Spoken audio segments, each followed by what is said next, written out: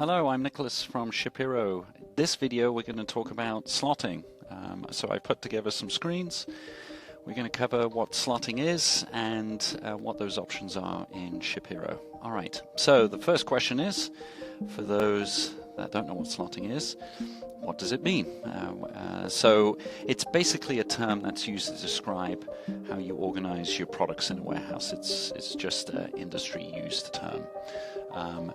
So there are two broad categories or two broad types of slotting. There's static and dynamic. Both of those options are available in ShipHero. Both come with different features, and there are reasons as to why you would use static or dynamic, and that's what we'll get into. So let's talk about static. So static slotting is what you get as default in ShipHero.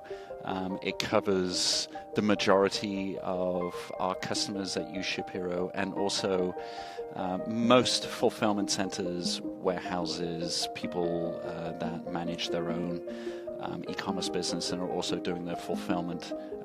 Most are using static slotting. So let's talk about what it is. So static slotting is simply the ability to organize your products or house your products into one primary bin location and one overstock bin location, although in ShipHero you can have multiple overstock locations. That is the extra inventory you have that you can replenish your primary bin location. And we'll talk about the primary bin location in a second and what that means. So who wants this? Who wants to use static slotting? It's ideal for those that are starting out. There's reduced complexity with static slotting versus dynamic. It could be also for high turnover warehouses. So if you have, for example, a few products that are your consistent sellers, you have high turnover for those products, but you don't have massive variability in terms of large numbers of SKUs, and you're not trying to constantly optimize where things are located in the warehouse. Static slotting is perfect for that. And it's also ideal for warehouses that you have space and density is not a requirement, which dynamic slotting can be more suited for. How does it work? So inventory is tracked overall by tracking the on-hand quantity. In ShipHero, you're tracking things such as on-hand, reserve, seller heads, things like that, which we cover in other videos. But overall inventory numbers are tracked by the inventory that you have in your warehouse, not by what is in each location, which is something that dynamic slotting does. So let's talk about the primary bin location. So in ShipHero with static slotting, you have one primary bin location. Think of that as your pick bin. So when your pickers are using the ShipHero app to pick orders, they are being sent to that primary bin location. They're not going to be sent to the overstock locations. It's pretty simple. We do have some customers that use the overstock bin location for other information on instructions for the picker, which you can access on the screen. But typically the overstock bin locations are used for product overflow. So you only have a certain number of items that you put in your primary bin location, and maybe you have at the back of the warehouse where people don't have to walk to pick orders. You have the extra stock which you can use to replenish that primary bin location, and maybe that primary bin location is closer to where the packing station is to reduce walking time. Alright, so pros and cons for static. Very easy to get up and running with static. I mean, it's already there in ShipHero. You're going to have your primary bin location, so you just give your SKUs a location for primary, and you can have as many overstock locations as you want. What I alluded to earlier as far as what some customers use the overstock location for, so you could use it as an instructional note. You could have some instruction in there if you don't have an overstock location, for example. The cons: less control.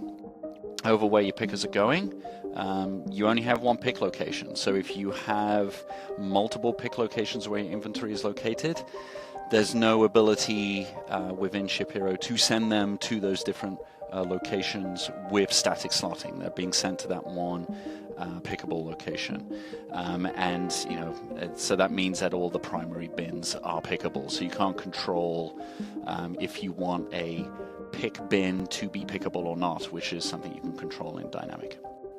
All right, so let's move on to dynamic slotting. What is it? So in essence, it's the ability to organize or put your products into many bins, and you can control various things on those bins. If they're pickable or not, the pick priority, if they are pickable, as well as you are keeping track of the inventory within each one of those bins. So there's some additional workflow that's available in ShipHero that allows your team to keep track of what's in each location, as well as the ability to do bin transfers.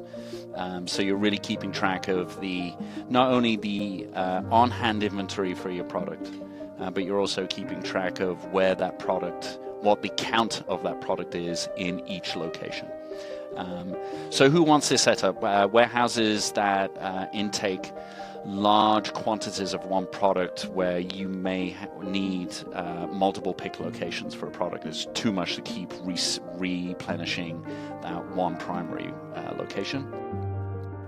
And those businesses that often add new bins of the same product to their warehouse as well. So you can Google this and get more insight as to, there are lots of smart people and fantastic approaches to both static and dynamic that you can really get into this topic. It's an industry topic, so I'm not going to cover all of the facets of why you would choose dynamic versus static and approaches that you could use it for optimizing your warehouse. Definitely recommend you Google it.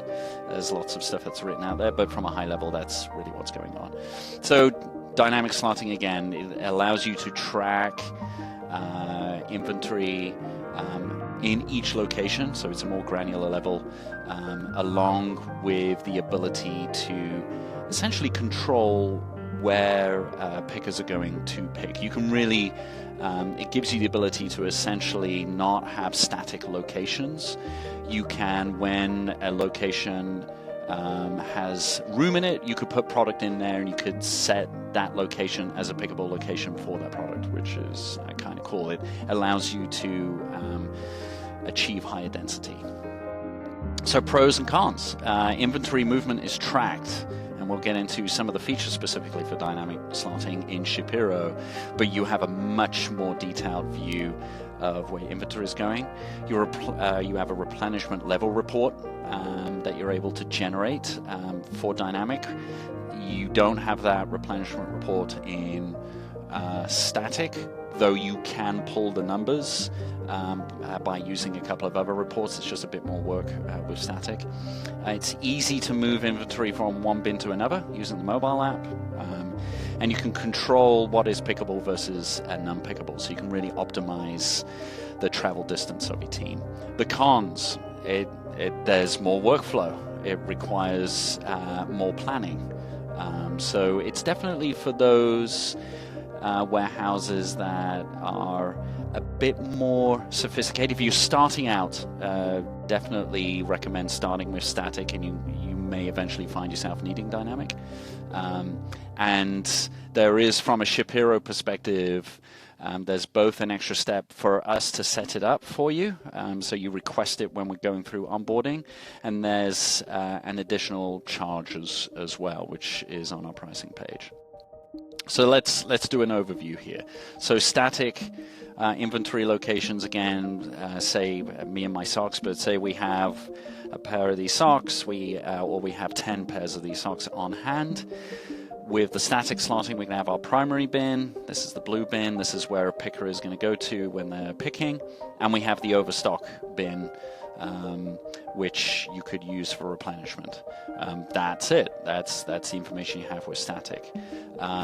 With dynamic, you're going to have, say in this example, I have the 10 on hand again. I have 4 in pick bin A and 5 in pick bin B, and 1 in the non-pick bin, which is our overstock bin.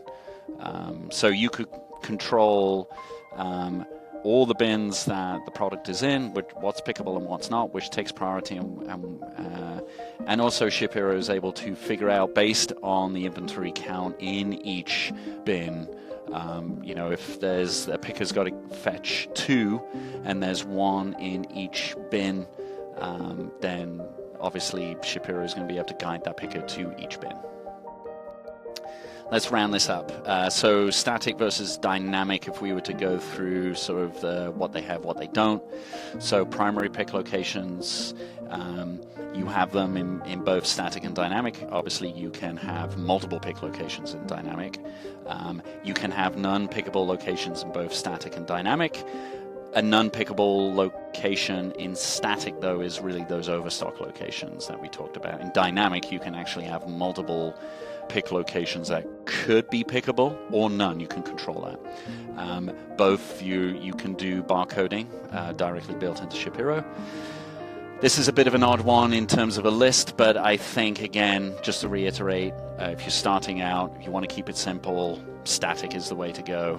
You can work your way to dynamic if you need it. And then static is really ideal, again, for those high turnover SKUs. And then all the things that you can do in dynamic that you can't do in static. So you can have the multiple pick locations. I think I've said that 200 times. The replenishment report. You have product count per location. You can do location transfers with your products, so bin transfers, and you can track that. And you can optimize your locations, so you can have multiple product in a bin and improve density or increase the density of what you have in your warehouse. So that's it. That covers the static and dynamic, how they work in ShipHero. We'll cover more of the optimization of both static and dynamic in other videos. Thank you so much.